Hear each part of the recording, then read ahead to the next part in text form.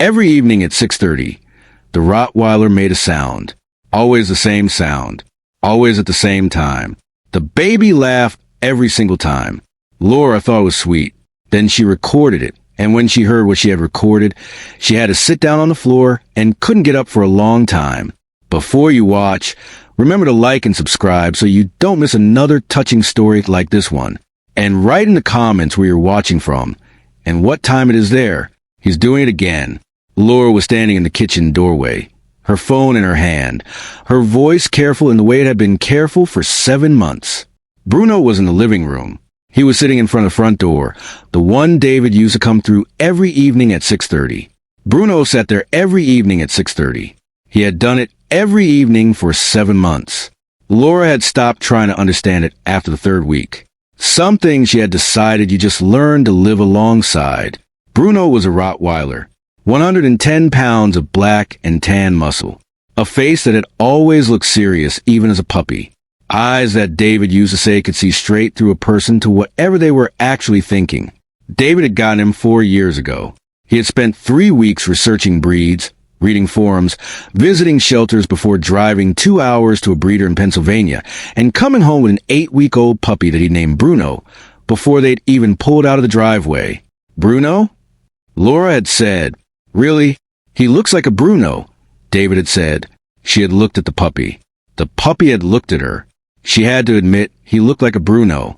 David had died 7 months ago, a Tuesday in October. A wet road. A truck that came through a red light at an intersection David had driven through 1,000 times. Laura had been 6 months pregnant. She had gotten to the funeral, the paperwork, the particular bureaucratic cruelty of death. And then she had come home to an empty house and a Rottweiler who didn't understand why the person he had been waiting for wasn't coming back. The first weeks had been the hardest. Bruno wouldn't eat for 3 days. He lay in the hallway outside the bedroom door every night, his chin on his paws, his eyes open in the dark. She had started sleeping with the bedroom door open just so he could see her. She wasn't sure which of them it was for. She hadn't had the heart to move him from his spot by the door. She still didn't. Lily was 4 months old now, blonde, solid.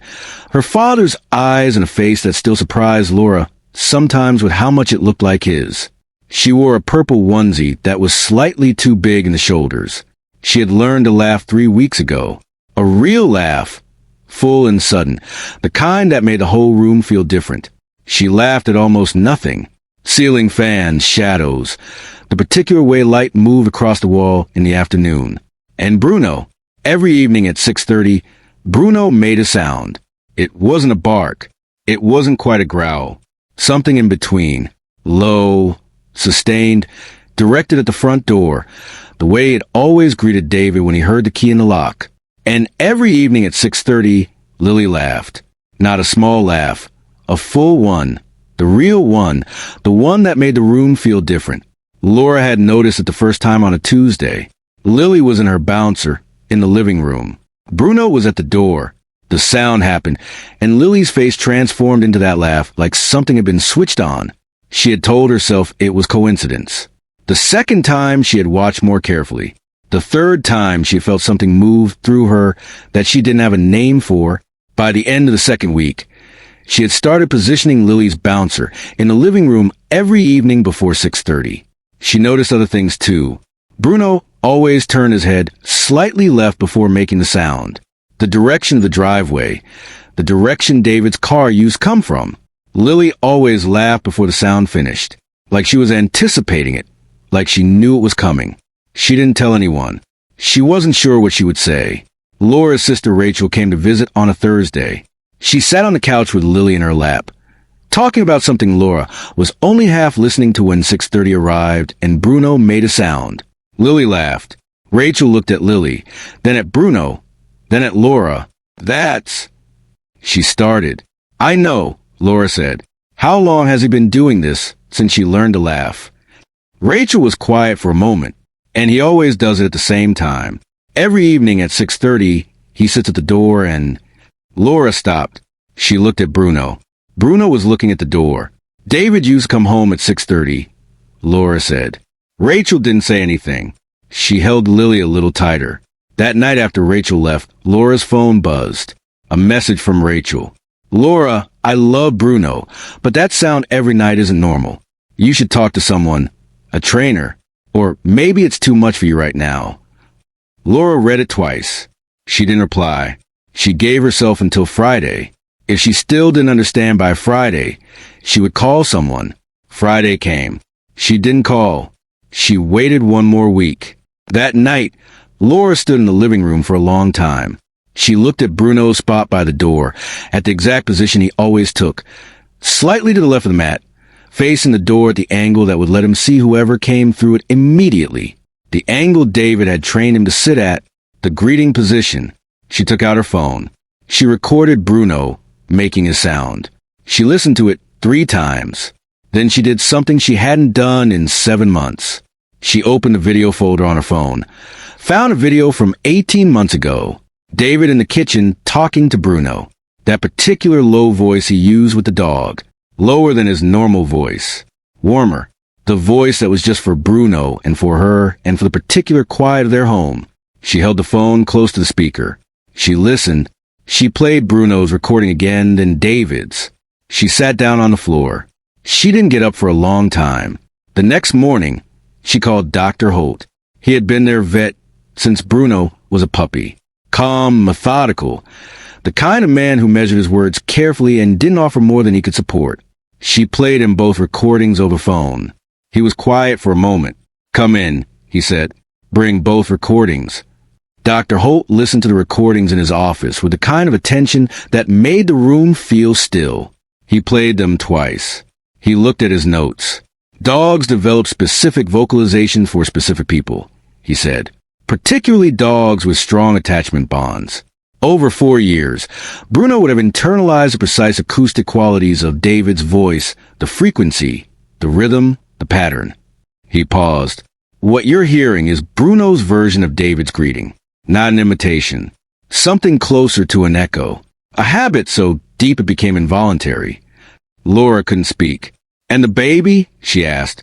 Dr. Holt looked at his notes again. "There's research on fetal auditory memory," he said carefully. "Fetuses begin responding to external sounds from around 24 weeks. Repeated sounds, voices, music, specific frequencies create neural pathways that persist after birth." He paused. "You were 6 months pregnant when David died." Laura felt the room tilt. "For 3 months before he died," Dr. Holt continued quietly. "Lily heard that sound every evening. That specific frequency associated with whatever a fetus associates sound with. Safety, regularity, the particular warmth of a home at the end of the day." He looked at her. "She isn't laughing at a growl," he said. "She's responding to something she recognizes."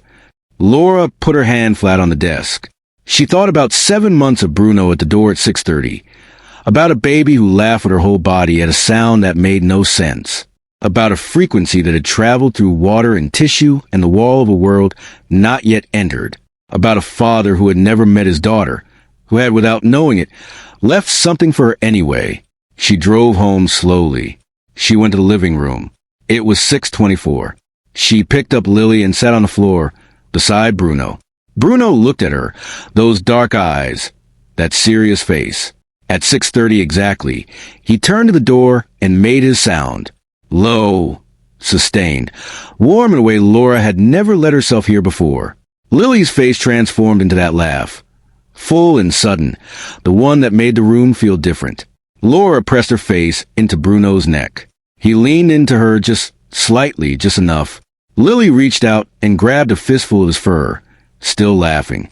Then she turned her head toward the door, like she was waiting for someone to walk through it. Laura closed her eyes. "He would have loved you so much," she whispered. She wasn't sure who she was talking to. Maybe both of them. Did this story touch your heart? If yes, write yes in the comments, like this video, and subscribe to our channel. Do you believe babies can recognize voices they heard before they were born? Yes or no? Let us know below. If you like the story, subscribe to this channel and leave a like. Thanks so much for listening. See you in the next video. Have a great day.